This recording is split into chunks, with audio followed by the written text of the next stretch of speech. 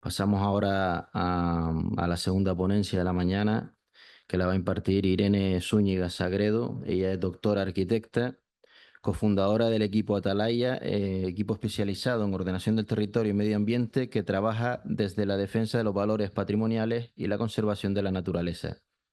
Ella es especialista en la búsqueda de alternativas y herramientas eficaces para la integración de los procesos naturales en el binomio ciudad-territorio.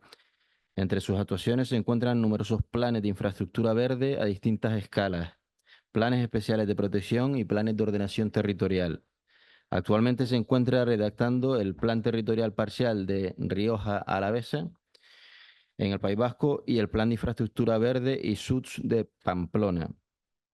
Además, ha impartido conferencias y clases en diferentes universidades y recibido varios premios por sus trabajos de infraestructura verde y ha realizado numerosas publicaciones. Se titula la ponencia Infraestructura Verde, Planificación Territorial y Urbanística. Muchas gracias, Irene.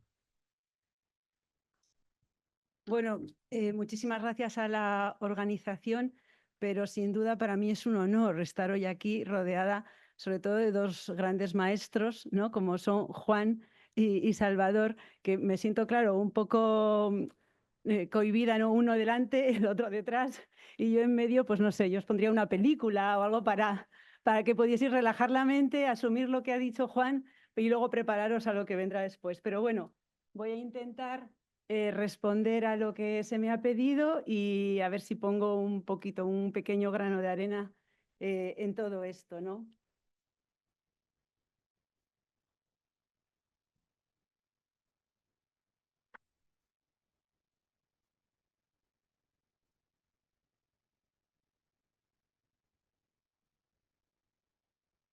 Donde,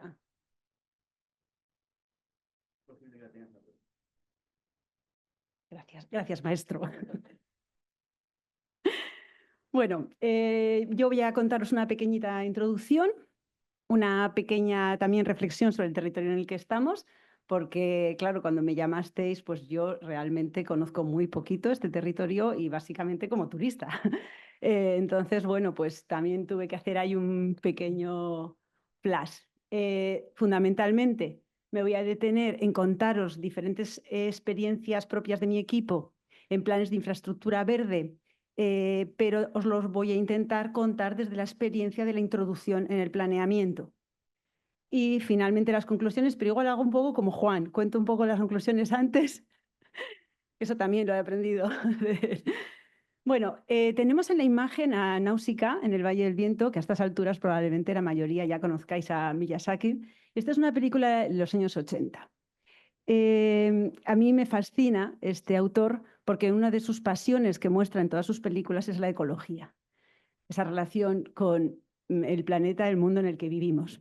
Entonces, en la primera imagen tenemos a Náusica en un bosque de putrefacción, como se llama, que realmente lo que hace en este caso esta naturaleza es generar una serie de gases venenosos. La tenemos con su máscara, por supuesto, porque se tiene que proteger, pero en su empeño científico de descubrir qué está sucediendo. Finalmente, Náusica descubre lo que sucede. El bosque se está protegiendo a sí mismo, se está protegiendo de nosotros. Y debajo lo que tiene es un acuífero, un gran inmenso acuífero, donde sí es posible la vida para ese bosque, para esas plantas, y es ahí donde nacen. Evidentemente, cuando descubres un hecho científico, sobre todo nosotros, pensando en arquitectos y urbanistas, que no tenemos ese perfil tan definido como científicos, pues nos podemos quedar bastante abrumados. Decimos, ¿y ahora qué hacemos con el planeamiento? ¿Qué hacemos? Una vez un profesor, entiendo que un profesor o alguien me contó que el territorio de Tinerfeño estaba dividido, los municipios, las poblaciones, los municipios estaban divididos desde la punta del Teide hasta el mar, de manera equitativa. O sea, de tal forma que todas las poblaciones pudieran tener una relación con sus recursos diferentes en cada porción de esa sección por igual. Y supongo que este mismo profesor me contaría la sección del Valle de Patrick Guedes.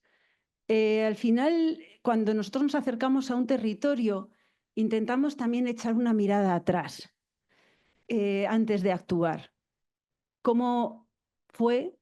¿Realmente hubo una vinculación con estos recursos armónica en el territorio? ¿Y cómo podremos actuar para recuperarlo, lo que ya no vemos cuando nos acercamos a un territorio? Leyendo vuestra guía, claro, uno de los objetivos es buscar ese territorio equilibrado, neutro en emisiones, resiliente y adaptado, y la ocupación racional y eficiente del suelo como claves de la lucha contra la crisis climática. A veces hay que detenerse, ¿no?, y mirar debajo de nuestros hormigones y ver qué sucedió y en qué momento perdimos muchas de estas cosas. Esto, bueno, me encantó este grabado, pues es uno de los ejercicios que solemos hacer cuando llegamos a trabajar un territorio, buscar pues en mapas históricos, grabados, tal, y bueno, casualmente este palacio sigue existiendo en un contexto y en una sección del valle totalmente diferente. Evidentemente, viviendo como vivimos en la ciudad de la derecha, difícilmente entendemos lo que ocurría en la de la izquierda. Esto necesitamos entenderlo como planificadores a la hora de ponernos a trabajar. Vale, ahora entramos ya un poco en la parte que os voy a intentar transmitir de nuestra experiencia con diferentes fogonazos, ¿no? Pero esta imagen es muy relevante para nosotros. Esto es no haber entendido nada. Esto es ser un buen urbanista, probablemente, si miramos la foto, la imagen de abajo, y con buenas intenciones, y seguramente que tiene soluciones basadas en la naturaleza, bueno, las tiene y así lo vende, pero eso es no haber entendido nada, no haber entendido que lo que teníamos previamente era lo que nos iba a aportar esos múltiples servicios ecosistémicos de los que hablamos, esa gran infraestructura verde que es la de ese arroyo. Es muy doloroso pensar que esto ha sucedido hace 2 días. Estamos hablando de la imagen de arriba, la teníamos en el 2005. En el 2007 ya estábamos entubando el río, por supuesto, destruyendo todo el suelo fértil, por supuesto, toda la fauna asociada y todas las funciones de ese arroyo. Esto es lo que, como arquitecto, como urbanistas, es lo que tenemos que aprender en este nuevo proceso, en este nuevo reto de introducir la infraestructura verde en el planeamiento. Lo que, bueno, un poco copiando a Juan, voy a dar un poco unos posibles objetivos o unas posibles conclusiones, ¿no?, de lo que, y también que muestra un poco los ejemplos que os voy a dar, de los que voy a hablar, ¿no? Para empezar, si queremos introducir la infraestructura verde en el planeamiento, nuestros equipos redactores, nosotros tenemos que trabajar de la mano con científicos y con otras disciplinas, y tenemos que solamente podemos actuar a través del estudio, ¿no?, y de la comprensión del funcionamiento ecosistémico del territorio en el que hablamos, en el que estamos. Lo que nos contaba Juan, estamos trabajando en un sistema vivo. Luego voy a intentar explicaros algún trabajo sobre cómo introducirlo a través de documentos urbanísticos, bien sean planes especiales o ordenanzas concretas. Aquí de lo que se trata fundamentalmente es de introducir un cuerpo conceptual en el que empecemos a tener ya, introducir, o sea, como cuñas en ese urbanismo convencional, ya con nuevos conceptos que nos ayuden luego a poder desarrollar una normativa. Y luego veremos en un caso concreto cómo ha introducido una ordenación territorial, en el caso de Euskadi, ha introducido la infraestructura verde como condicionante superpuesto. ¿Cómo nos puede ayudar esto a los planificadores a introducir condicionantes superpuestos sobre una ordenación del medio físico en este caso? Y luego lo que más habitualmente estamos acostumbrados es a ver los planes de infraestructura verde como planes de acción, ¿no? Pues habrá que restaurar este río, habrá que recuperar esta biodiversidad en este espacio. Entonces, los planes de acción, al final también, de alguna manera, si sabemos reconducirlos para que sean condicionantes al desarrollo de ciertos planes, podremos también, de alguna manera, colarlos ahí como podamos, ¿no?, en el planeamiento. Este es el territorio de Guadalajara. Estamos en la meseta castellana, cerca de Madrid. Aquí os voy a contar, por un lado, para nosotros como equipo, la importancia de dibujar un modelo, porque al final de lo que se trata es de trabajar en paralelo o intentar de alguna manera meter nuestra cuña en un planeamiento urbanístico que tiene dibujado un modelo. Entonces, la manera un poco también de poder trabajar de la mano es poner nuestro modelo encima de la mesa. Guadalajara, cuando saca a concurso el Plan de Infraestructura Verde, nos plantea que para ellos, los técnicos nos plantean que para ellos es una oportunidad para tener un modelo alternativo y convencer a sus políticos de que no es necesario hacer una revisión del plan general. A ver, ¿de qué manera un plan de infraestructura verde podría desviar la atención sobre un plan general que podría suponer un desarrollo no necesario en ese momento en la ciudad? Empezamos siempre desde la escala territorial, acercándonos a la ciudad. La ciudad aquí la vemos pequeñita, aquí en el centro. Bueno, no sé si voy a ser capaz. Bueno, la vemos, ¿no?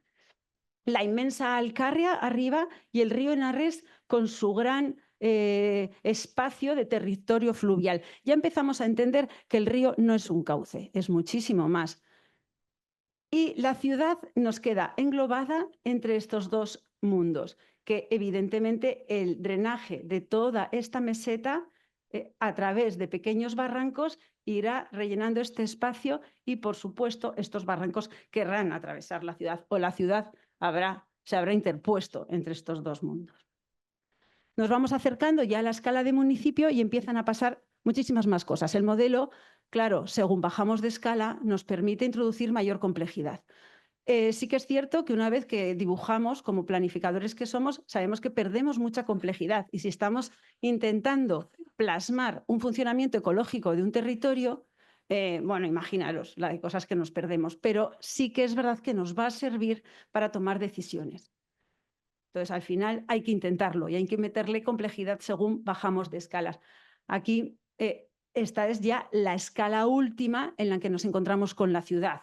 Retos en este espacio, pues cómo hacer que esos barrancos que decíamos que bajaban tendrán que romper este cinturón de infraestructuras de comunicación y cómo los recuperamos dentro de la ciudad, ¿no? Cuando ya en muchos casos se han perdido o se han convertido en espacios totalmente artificializados. Ahora, para que os hagáis una idea, que es el que más potencial tiene, claro, son barrancos estacionales. Eso también lo entendéis vosotros mejor que nadie porque estáis, es lo que tenéis, ¿no? Entonces, eso también es muy importante. Un barranco estacional, un cauce que no tiene agua todo el rato, está aportándonos un montón de funciones y no lo podemos tan alegremente artificializar. Aquí lo que tenemos ahora mismo es un cauce que siempre tiene agua porque lo que hacen es bombear agua del Henares para que sea bonito para el ciudadano y el ciudadano lo entienda como ese espacio de naturaleza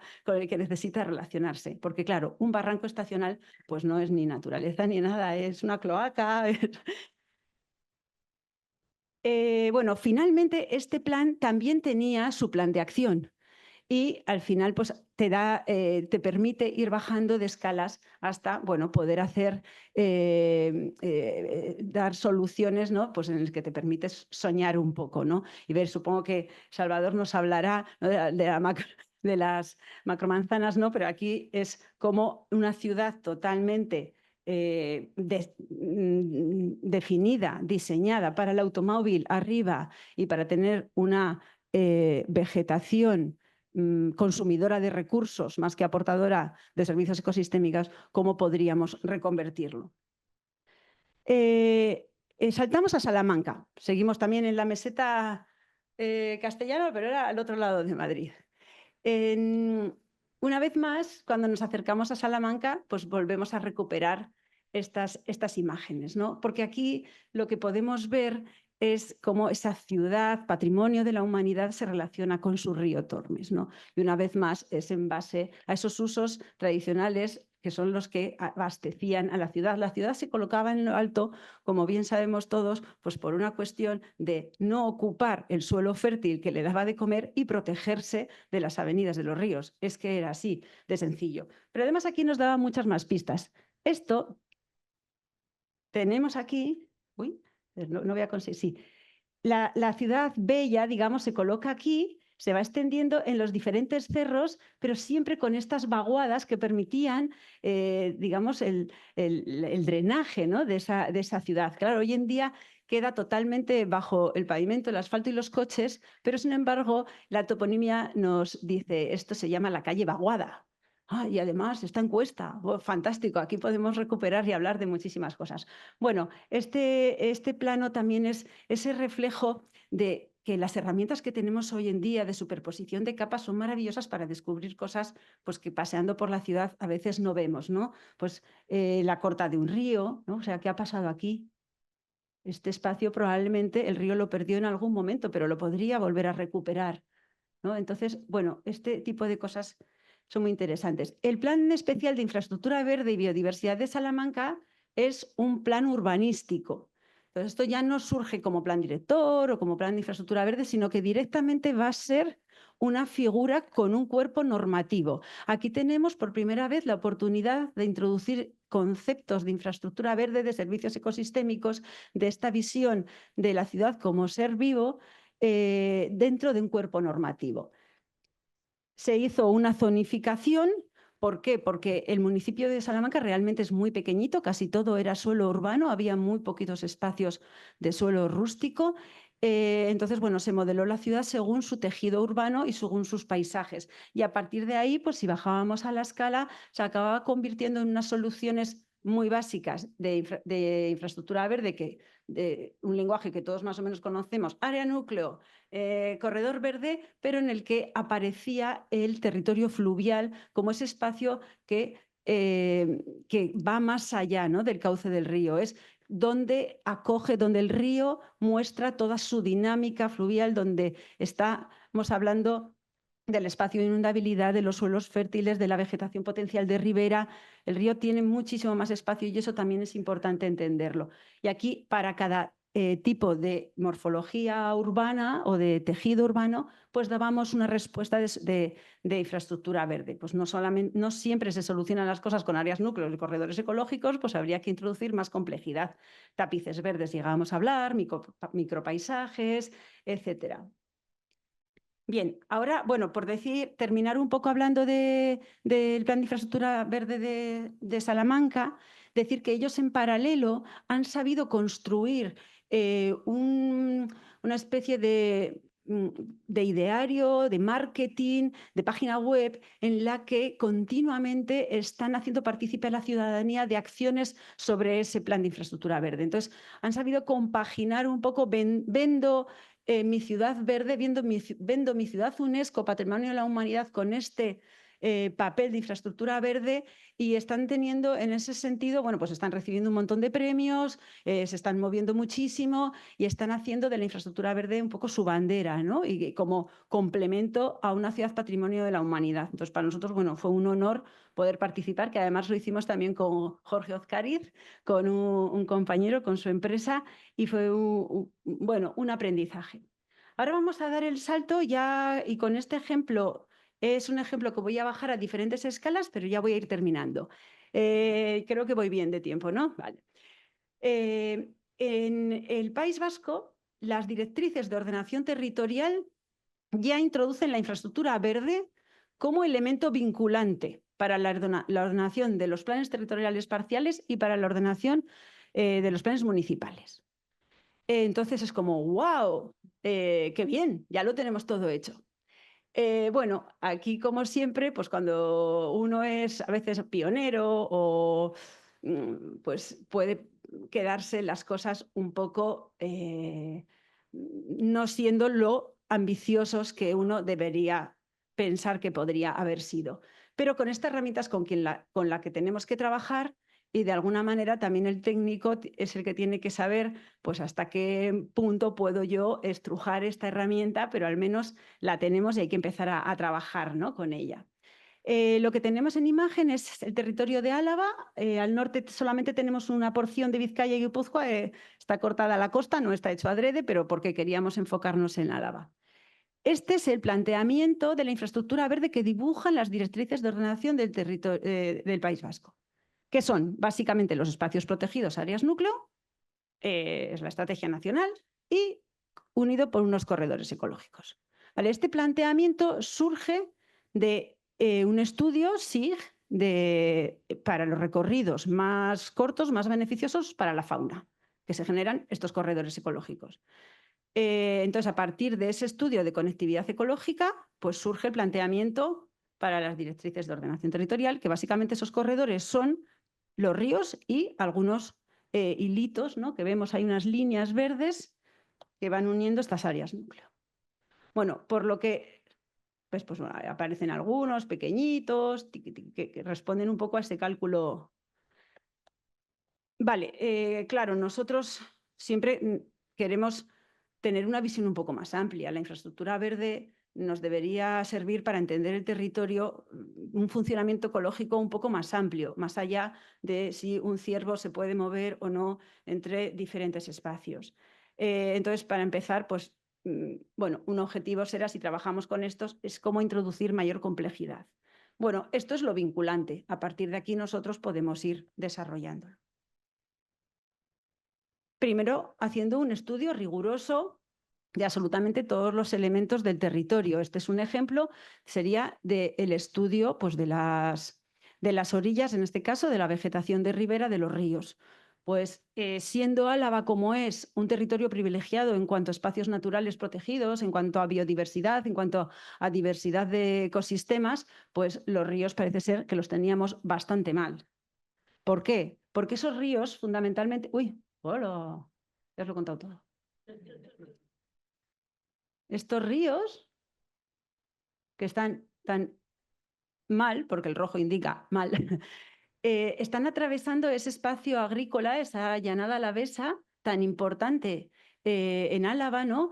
Y que realmente por el funcionamiento de ese suelo, básicamente de agricultura industrial, pues ha hecho que esos ríos acaben sin bosques de ribera y con un funcionamiento ecológico muy mermado. Este era uno de los retos. Y entonces, cuando empezamos a dibujar la infraestructura verde de este territorio, ya empiezan a aparecer muchas cosas. Para empezar, también la bajada de escala nos permite trabajar con un mejor conocimiento del territorio, y por eso también la importancia que siempre hablamos, ¿no?, de que la infraestructura verde es multiescalar, que lo escribimos muchas veces, aparece en la guía muchas veces escrito, ¿no? Pero sí que es cierto que cuando te pones a trabajar en ello es lo que sucede. Según bajas de escala, pues puedes empezar a hablar de nuevos elementos o de nuevos, de procesos más pequeña escala. Aquí nos aparece como uno de los elementos importantes frente a lo que nos daba el gobierno vasco, es el territorio fluvial. O sea, de repente, la ciudad de Vitoria, que es archiconocida por su anillo verde, por una estructura que llaman infraestructura verde que la rodea,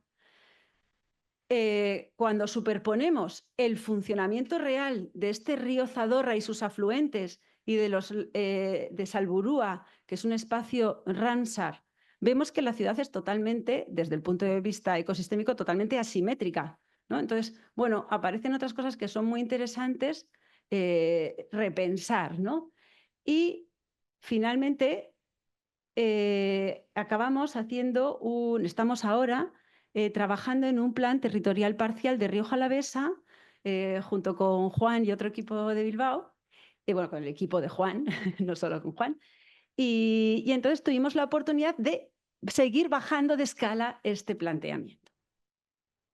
Bien, entonces, bueno, a mí también este dibujo me recuerda mucho a la sección del Valle, porque este territorio es, aquí arriba tenemos la Sierra de Cantabria y abajo el río Ebro, ¿no? Entonces, y todos estos elementos son los barrancos que nos están comunicando esos dos grandes ecosistemas. Entonces, la importancia de estos barrancos es crucial en este espacio, porque es una gran extensión de viñedo muy intensiva.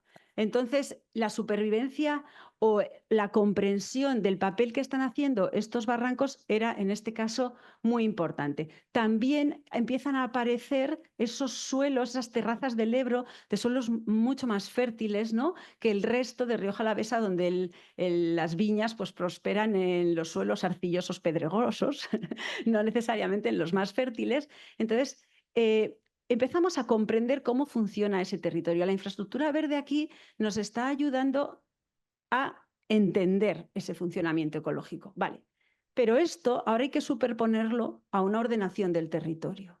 Porque el gobierno vasco lo que nos dice, sí, tenéis que dibujar la infraestructura verde, pero va a ser un condicionante superpuesto. Claro, es como, jolín, no puede ser en sí misma algo ya con carácter de ordenación del medio físico. No, un condicionante superpuesto. Vale, bueno, yo al principio me rebelaba mucho, pero mis compañeros, que son más listos, me dicen, no, esto está muy bien, Irene, porque nos da posibilidad de que las categorías de suelo rústico empiecen a tener matices. Entonces, cuando ya hablamos de un suelo agrícola, alto valor estratégico, que se llama ahí en Euskadi, pues ya vamos a poder meter el condicionante superpuesto de terrazas del Ebro, por ejemplo, que nos va a poder poner en valor pues, estos suelos fértiles. Porque luego ocurre una cosa, antes ha dicho Juan, muy bien dicho, los suelos más fértiles, los suelos vivos, son los que deberían tener una especial protección. Pero nosotros allí no podemos, porque especial protección no nos dejan que tenga uso agrícola. Entonces, no podíamos protegerlos. Entonces, de alguna manera, el que pueda ser una herramienta que condicione el resto de categorías, pues sí que nos abrió unas puertas para trabajar de mil maneras. Bueno, os comentaría un montón de aspectos, pero yo creo que con esto más o menos os hacéis la idea, ¿no? De esa importancia de al final ver cómo las puertas que te abra la ordenación territorial, pues te da pie a estas cosas. En este trabajo teníamos que bajar hasta la escala de borde urbano. O sea, no podía, como es un plan territorial, no podemos meternos en las competencias del urbanismo, pero sí que nos dejaba introducir lo que se llama perímetro urbano, o sea, perímetro de crecimiento. Como plan territorial parcial podríamos decir cómo podía, hacia dónde podía crecer estos núcleos. Este es un ejemplo porque aquí, bueno, todos los nuclitos de Rioja Alavesa, como podéis imaginar, son pueblos bien pequeñitos.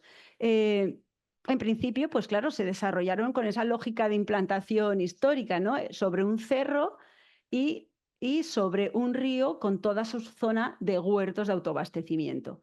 Entonces, ¿cómo cuando vas a definir un perímetro de crecimiento podemos proteger estos espacios? Entonces, era el momento, ¿no? Es decir, bueno, pues probablemente, aunque estos espacios, algunos de ellos de las antiguas huertas han quedado dentro del suelo urbano, pero igual sí que podemos empezar a hablar pues, de una infraestructura verde que condicione también el suelo urbano, una infraestructura de borde.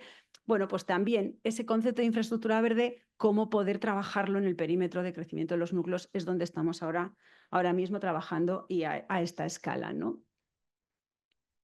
Y bueno, ya con esto termino, ¿no? Y es, digamos, pongo encima de la mesa este camino con ese interrogante, ¿no? Que la infraestructura verde es una herramienta que en cada plan que hemos realizado hemos intentado pues escurrirla al máximo para que pueda trabajar de la mano con el planeamiento tradicional, que al final es la herramienta vinculante que tenemos, y en qué momento pues seremos capaces de dar el salto, ¿no? Y de convertir nuestro planeamiento tradicional en algo que piense más que tenga más esa visión, ¿no? de funcionamiento ecológico, de funcionamiento del sistema vivo, como dice Juan, ¿no? Bueno, pues muchas gracias.